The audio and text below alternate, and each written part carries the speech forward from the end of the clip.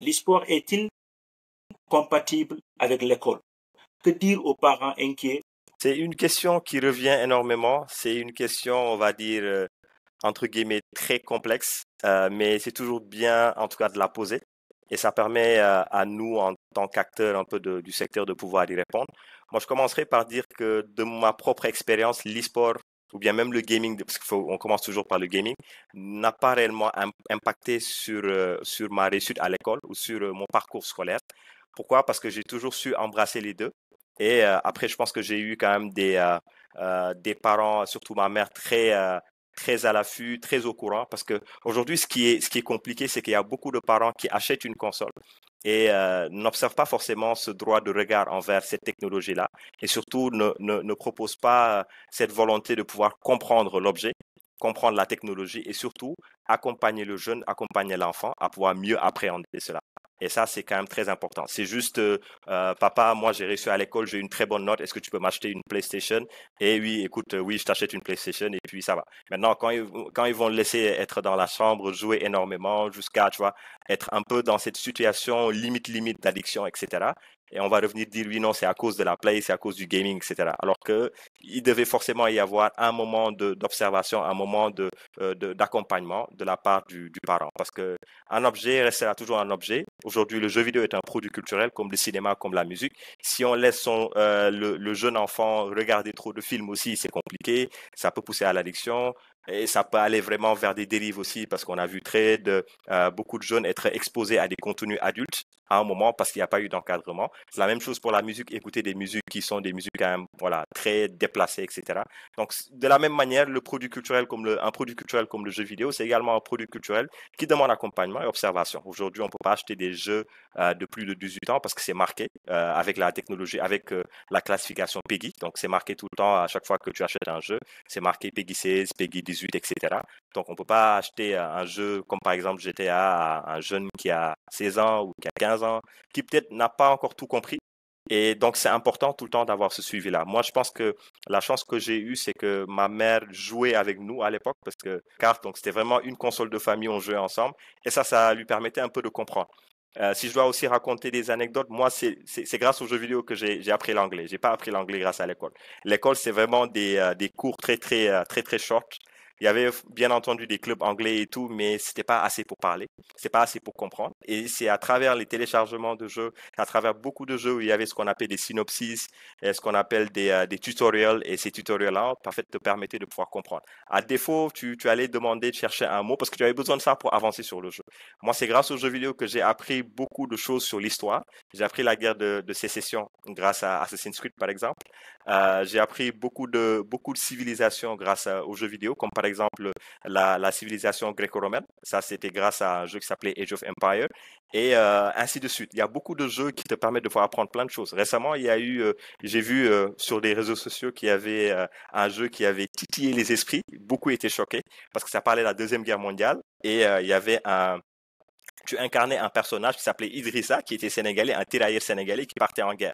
Et ça te permettrait ça te permettait de t'approprier, en tout Ouais. cas, le jeu, ça c'est un. Et deux, ça te permettait aussi d'être au cœur de la chose et d'exécuter des actions et de comprendre que voilà, il y avait une relation entre ceux qui étaient envoyés en guerre, donc les tirailleurs, et ceux qui les commandaient, donc bien entendu les Français, etc. Donc tout ça, c'est du storytelling, c'est des histoires pour dire que le jeu vidéo, il faut pas l'acheter et le donner à son enfant et se dire, OK, tant pis, etc. Non, il faut un accompagnement, il faut un certain intéressement pour que ça puisse, voilà, qu'on puisse allier les deux, pour que ça puisse progresser ensemble. Parce qu'il y a beaucoup de Ouais. choses à apprendre.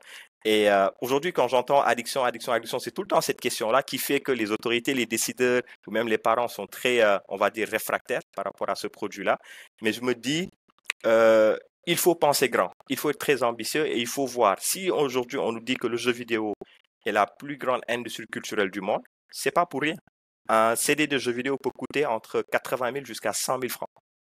Un CD de musique ne coûte pas autant. Un CD de Non. film ne coûte pas autant. Donc ça en dit long. Donc si on prend l'industrie de la musique et du cinéma réunis, le jeu vidéo est beaucoup plus grand et le dépasse. Et si on regarde en termes de travail, en termes d'emploi, en termes de voilà d'opportunités professionnelles et même d'insertion, le jeu vidéo c'est pas des enfants qui les développent. C'est des gens qui ont fait des grandes études, qui ont été développeurs, qui ont travaillé dans l'IA, qui ont travaillé dans pas mal de secteurs très, très innovants, qui développent les jeux vidéo, qui vendent ces jeux vidéo-là et qui gagnent énormément d'argent. Les studios, les structures e-sport, par exemple, ou même les studios de développement de jeux gagnent énormément d'argent grâce aux jeux vidéo. Je pense qu'on connaît tous Rockstar Games, GTA, qui est un jeu extrêmement populaire. C'est un jeu qui, à chaque fois, même avant de sortir, les précommandes suffisent largement pour on va dire, compenser l'investissement fait sur le jeu. Donc, ça en dit long sur, il faut voir plus grand, comme on dit en anglais, the bigger picture, et ne pas juste se focaliser sur des aspects. Ça. Parce que pendant qu'on est là à dire, oui, en Afrique, le jeu vidéo empêche nos enfants de progresser à l'école et tout, les autres pays ont tellement compris des choses qu'ils ils sont en avance. Et même en termes de pourcentage, on dit tout le temps que l'Afrique représente 1% de ce marché-là, ce qui est un peu dommage. Mais quels sont les métiers qui caractérisent ce nouveau mouvement sportif et qui est même aujourd'hui, qui est sur le point d'être olympique?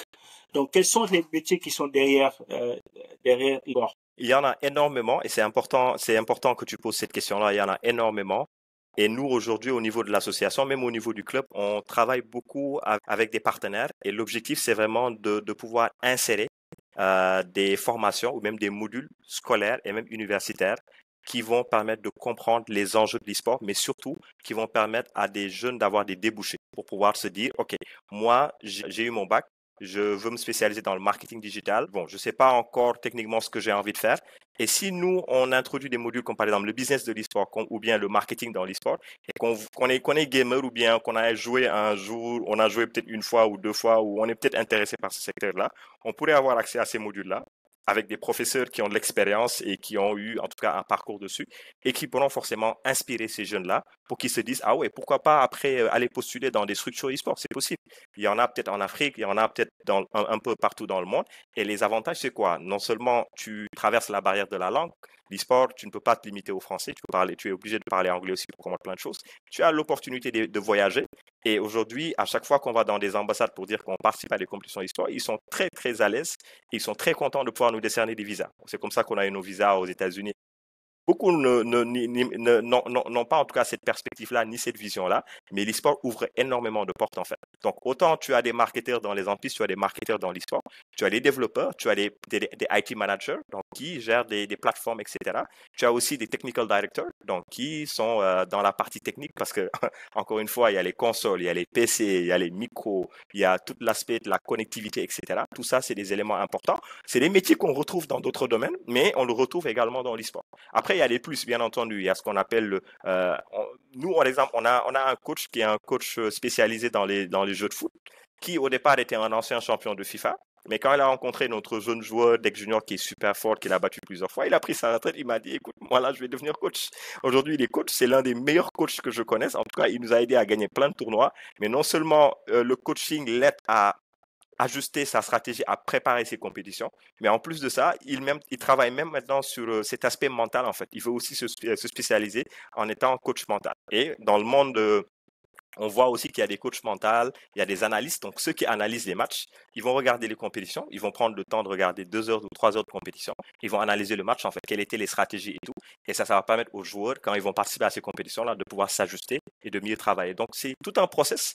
La partie visible de l'iceberg, c'est le joueur qui s'assoit et qui joue avec sa manette. Mais derrière, c'est tout un groupe, toute une équipe qui l'accompagne, qui mettent en place des stratégies pour développer la chose. Donc, bien entendu, une intégration de ces modules-là, si on arrive à le faire au niveau scolaire, c'est super, c'est top. Sinon, on maintient l'aspect universitaire tout en demandant quand même à ces jeunes-là qui vont, en tout cas, s'inscrire pour ces modules-là, d'avoir un minimum de compétences. Parce qu'aujourd'hui, on ne le dit pas assez, mais il faut être très intelligent pour réussir dans le domaine de l'e-sport. C'est pas donné à tout le monde en fait. Il faut être très intelligent. C'est un sport qui demande beaucoup de tact, beaucoup de lucidité, beaucoup de réflexion et beaucoup de décisions rapides. Il faut prendre des décisions au millième de seconde en fait. C'est exceptionnel, mais il faut être au taquet. Il faut être vraiment bon pour pouvoir réussir.